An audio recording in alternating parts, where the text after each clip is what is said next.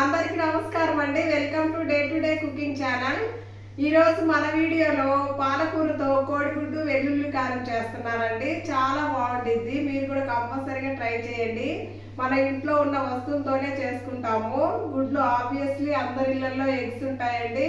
So మన నోటికి తినబుద్ధి కానప్పుడు, నోరంతా చప్పగా ఉన్నప్పుడు ఇలా కోడిగుడ్డులో వెల్లుల్లి కారం వేసుకొని తినండి. సూపర్గా ఉంటుంది. సో ఎలా చేయాలో దానికి ప్రిపరేషన్ ఎలాగో చూపిస్తానో వచ్చేయండి. ఫస్ట్గా 4 గుడ్లు తీసుకోవాలండి. కోడిగుడ్లు తీసుకొని ఒక బౌల్ తీసుకొని దీంట్లో వేసుకొని కొంచెం వాటర్ పోసుకోవాలండి. మన గుడ్లు ఉడకడానికి సరిపోయేమైనంగా వాటర్ పోసుకొని స్టవ్ మీద పెట్టుకోవాలండి. స్టవ్ మీద పెట్టుకొని ఇలా ఉడకబెట్టుకోవాలి.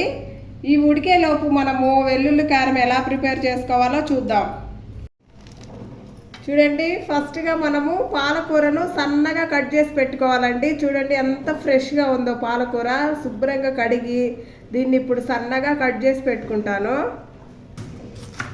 కోడిగుడ్డు ఎల్లిపాయ కారంలోకి పాలకూరను ఈ విధంగా అయితే సన్నగా కట్ చేసుకోవాలండి. అప్పుడే మనకు కర్రీ అనేది చాలా బాగా వస్తుంది. చూడ్డానికి కూడా చాలా నీట్గా ఉంటుందండి. చూడండి, ఈ మాదిరిగా చాలా సన్నగా కట్ చేసుకోవాలి. చూడండి, ఈ విధంగా అయితే సన్నగా కట్ చేసుకున్నానండి. చాలా సన్నగా కట్ చేసుకోవాలి. సో మొత్తం కట్ చేసుకోవడం అయితే పూర్తి అయిపోయింది. ఇప్పుడు దీన్ని తీసి పక్కన పెట్టుకుంటాను. చూడండి, ఇప్పుడైతే ఒక ఉల్లిపాయ తీసుకున్నాను. దీన్ని కూడా చాలా సన్నగా కట్ చేసి పెట్టుకోవాలి.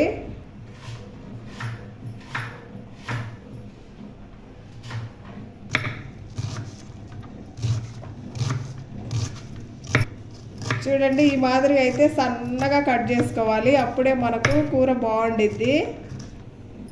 చూడండి, ఉల్లిపాయ కూడా సన్నగా కట్ చేసుకోవడం అయితే పూర్తి అయిపోయింది. ఇవి రెండేనండి మనకు మెయిన్ ఇంగ్రీడియంట్స్. పాలకూర, ఇలా ఉల్లిపాయ ఒక పెద్ద సైజు తీసుకొని సన్నగా కట్ చేసి పెట్టుకున్నది. వెల్లుల్లి కారానికి కావాల్సిన పదార్థాలండి. 3 వెల్లుల్లి రెబ్బలు తీసుకొని, అంటే పెద్ద సైజు వెల్లుల్లి తీసుకొని అవి పొట్టు తీసి ఇలా పెట్టుకోవాలండి. అవి 3 తీసుకున్నాను. కారం అయితే 2 స్పూన్లు తీసుకున్నాను. మీ స్పైసీని బట్టి మీరు కారం తీసుకోండి. అలాగే 1 స్పూన్ ధనియాల పొడి, అలాగే 1 స్పూన్ జీలకర్ర, రుచికి సరిపడా సాల్ట్. ఇప్పుడు ఇవన్నీ ఒకదాని తర్వాత ఒకటి మిక్సీ జార్లో వేసుకొని చక్కగా మిక్సీ పట్టుకోవాలండి.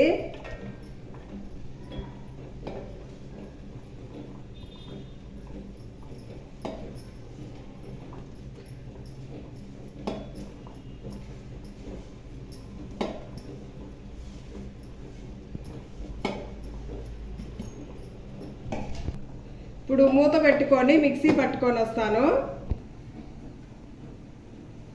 ఇప్పుడైతే ఇది మిక్సీ పట్టుకొని వస్తానండి. అలాగే మా ఛానల్ కొత్తగా ఎవరైతే చూస్తున్నారో వాళ్ళు ప్లీజ్ సబ్స్క్రైబ్ చేసుకొని మా ఛానల్కి సపోర్ట్ చేయండి. ప్లీజ్ ఒక లైక్ కూడా కొట్టండి.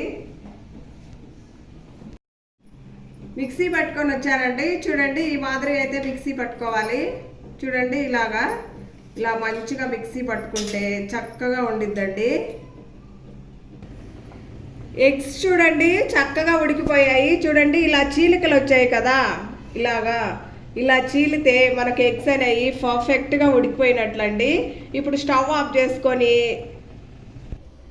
దీన్ని దించుకొని వాటర్ అన్ని వంపేసుకుందామండి. వాటర్ అన్ని వంపేసుకొని చల్లనీళ్ళు పోసి పక్కన పెట్టుకుందాము చల్లారే వరకు. ఇప్పుడు కర్రీ ప్రిపరేషన్ ఎలాగో చూద్దామండి. ఫస్ట్గా స్టవ్ వెలిగించి స్టవ్ మీద కడాయి పెట్టుకొని దీనిలో అయితే ఆయిల్ వేసుకోవాలి. మనం కర్రీకి ఎంత పట్టిద్దో అంత ఆయిల్ వేసుకోవాలి. ఇప్పుడు 3 స్పూన్ల ఆయిల్ అయితే వేసుకుంటున్నాను.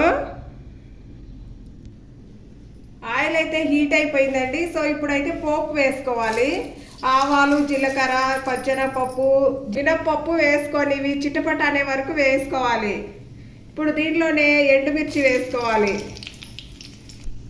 దీనిలోనే కరివేపాకు వేసుకోవాలి. ఇప్పుడు సన్నగా తరిగి పెట్టిన ఉల్లిపాయ ముక్కలు అయితే వేసుకోవాలి.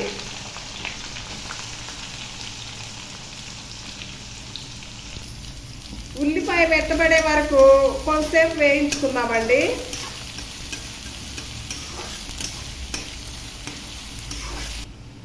చిటికెడు పసుపు వేసుకోవాలి.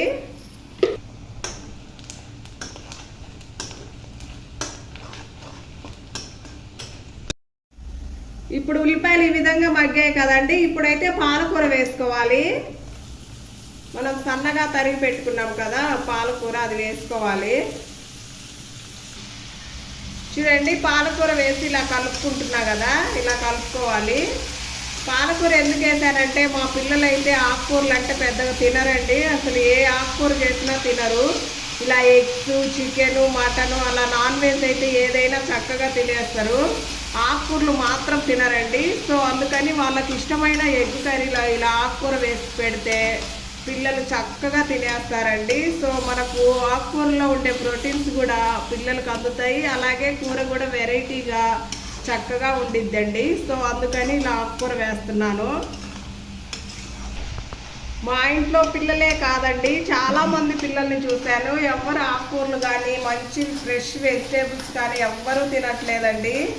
సో ఇప్పుడైతే ఆకుకూరలు, వెజిటేబుల్స్ పిల్లల ఆరోగ్యానికి చాలా మంచిదండి. పిల్లలనే కాదు పెద్దలకు కూడా చాలా మంచిది.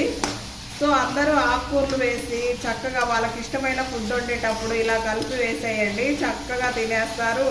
వాళ్ళకి అలాగే మంచి ప్రోటీన్స్ కూడా ఉంటాయి. ఇలాగ ఇదైతే ఒక 5 మినిట్స్ బాగా మగ్గాలండి ఆకుకూర అనేది. సో ఈలోపు ఈ మగ్గేలోపు మనము ఎగ్స్ పప్పు తీసి పక్కన పెట్టుకుందాము. చూడండి ఈ విధంగా తీసుకోవాలి. నేనైతే నాటుగుడ్లు తీసుకున్నానండి, ఇవి ఆరోగ్యానికి చాలా మంచిది. ఎగ్స్ ఇలా పప్పు తీసి పక్కన పెట్టుకున్నానండి. ఇప్పుడు వీటికైతే ఘాట్లు పెట్టుకోవాలి. ఇలా ఘాట్లు పెట్టుకోవాలండి.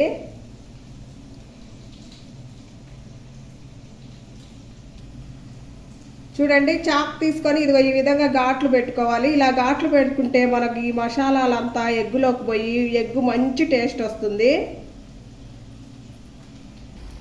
చక్కగా డ్రై అయిపోయింది కదండి ఆకుకూర. ఇప్పుడైతే మనం ముందుగా మిక్సీ పట్టి పెట్టుకున్న కారం అయితే వేసుకుంటున్నాను.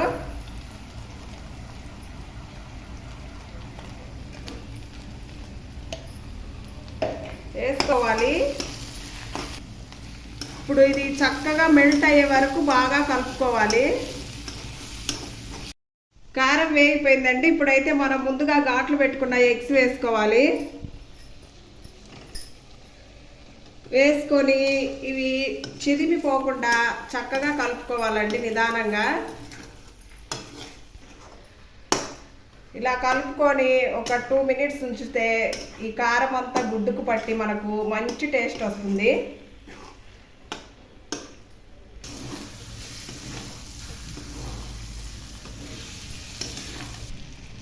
చూడండి మనకైతే కోడిగుడ్డు రెడీ అయిపోయిందండి. పాలకూర, వెల్లుల్లి, కోడిగుడ్డు కూర. ఇప్పుడైతే స్టవ్ ఆఫ్ చేసుకొని ప్లేట్లో సర్వ్ చేసుకుంటాను. చూడండి ప్లేట్లోకి అయితే సర్వ్ చేసుకున్నాను. ఇప్పుడు అన్నం పెట్టుకొని గుడ్డు కూర వేసుకొని టేస్ట్ ఎలా ఉందో చూపిస్తాను. చూడండి ప్లేట్లోకి అయితే సర్వ్ చేసుకున్నాను. టేస్ట్ ఎలా ఉందో చూపిస్తాను, తిని చెప్తానండి ఎలా వచ్చిందో. చూడండి ఇట్లా గ్రేవీ తీసుకొని చక్కగా అన్నంలో కలుపుకొని చూస్తుంటే నోరు ఊరిపోతుందండి. ఇలా గుడ్డు వేసుకొని ఇలా ఎక్కువ ముద్ద తీసుకొని తింటే